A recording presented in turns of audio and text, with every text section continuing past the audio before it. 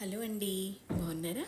ఈరోజు సింపుల్గా ఈజీగా చాలామందికి ఎంతో ఇష్టంగా ఉండే పీతల ఇగురు ఇంట్లో ఎలా చేసుకోవాలో నా వర్షన్లో చూపించేస్తాను.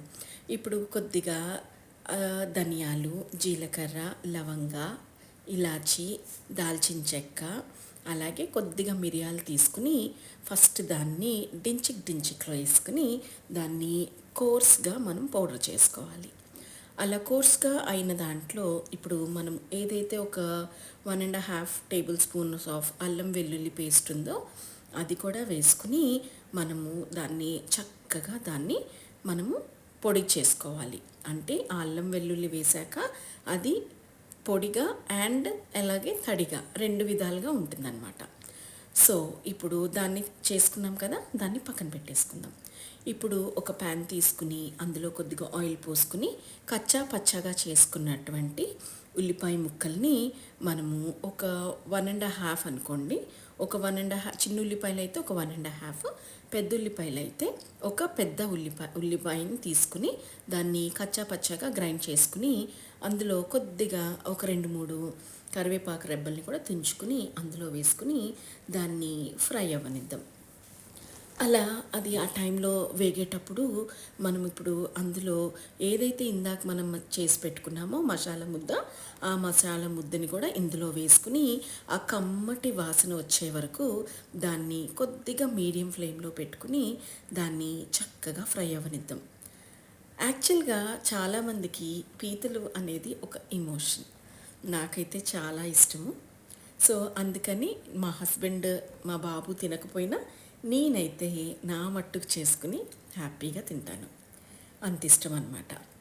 సో ఇప్పుడు ఏదైతే మనము ఉల్లిపాయ ముక్కల్ని దోరగా ఫ్రై చేసుకున్నామో అందులో మనము ఒక్క అరముక్క టొమాటో ముక్కల్ని వేసుకుని దాన్ని సన్నగా తరుముకుందాము.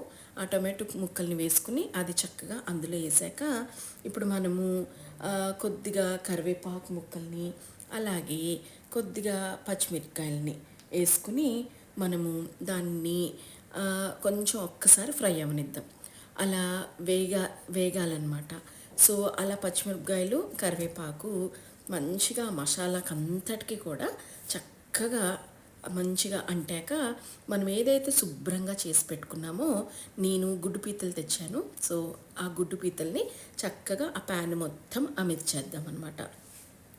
ఆ పీతల్ని ఆ ప్యాన్ మొత్తం చక్కగా అటు ఇటు ఎక్కడ గ్యాప్ లేకుండా ఆ పీతలన్నిటిని కూడా అలా చక్కగా పేర్చేస్తే అది మంచిగా ఆ కింద నుంచి ఆ మీడియం ఫ్లేమ్ ఉంది కదా, ఆ మీడియం ఫ్లేమ్లో ఆ కింద పార్ట్ అంతా హ్యాపీగా కుక్ అవుతూ ఉంటుంది. సో దాన్ని ఒక్క 10 ఆర్ 5 మినిట్స్ తర్వాత దాన్ని ఒక్కసారి చెక్ చేసుకుందాం. బట్ అది కింద ఇంకా మనకి కలర్ అవ్వలేదు అని అనుకుంటే, లిటిల్ డార్క్ బ్రౌన్ కలర్ అవ్వలేదు అనుకుంటే ఇంకా సేపు దాన్ని అలాగే ఉంచుకుని దాన్ని ఒక్కసారి ఉప్పు వేసుకుని దాంట్లో అలాగే కొద్దిగా పసుపు కూడా వేసుకుందాము. పసుపు అలాగే నేను మంచిగా మసాలా కారం ఉందన్నమాట నా దగ్గర.